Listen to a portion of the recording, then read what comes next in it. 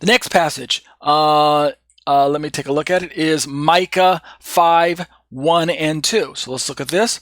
In Micah 5, the writer is going to describe this one who's prophesied to come to Israel, and this one has origins that are similar to the way God is described. Let's look at it in verse 1.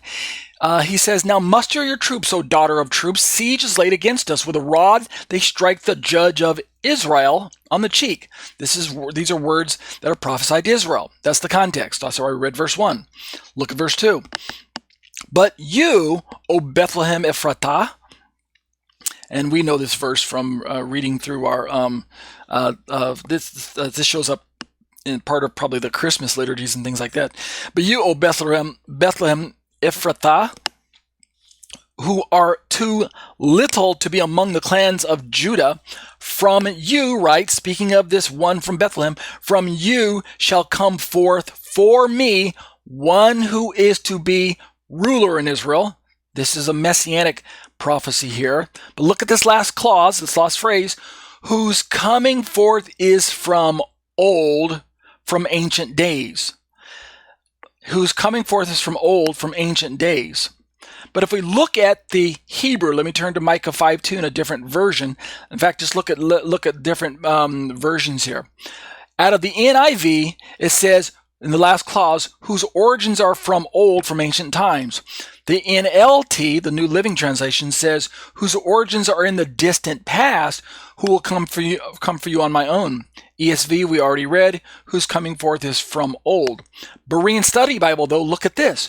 "One whose origins are of old, from the days of eternity." That's interesting. KJV, "whose goings forth have been from old, from everlasting." And then New King James, same thing, basic from everlasting. But look at NASB, "whose his times of coming forth are from long ago, from the days of eternity." Likewise, NASB 1995, "from the days of eternity." And again, NASB 1997, "eternity." So if we continue to look down through some of these versions, Holman Christian Bible, "from eternity." American Standard Bible, "from everlasting." From eternity, the Septuagint translation of Renton. Eternity, Dewey Rames. Everlasting, ERV.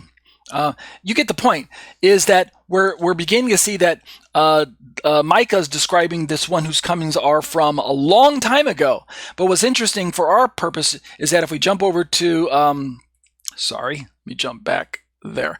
If we jump over to the Hebrew, remember in the Psalm passage, God is described as from everlasting to everlasting. And we said it's Ume olam ad olam, and we're highlighting this phrase olam, which means everlasting or eternity. But if you look at the Micah passage in the Hebrew, right here, mikadem miyamei olam, same word used by Micah to describe this one who's going to come to Israel.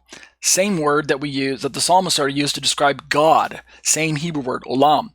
Meaning, we're describing a being, a person, whose days are equated with that of God himself, from ancient days or from everlasting. The ESV says ancient days, but we already showed that other versions show that as from everlasting. So what does this mean?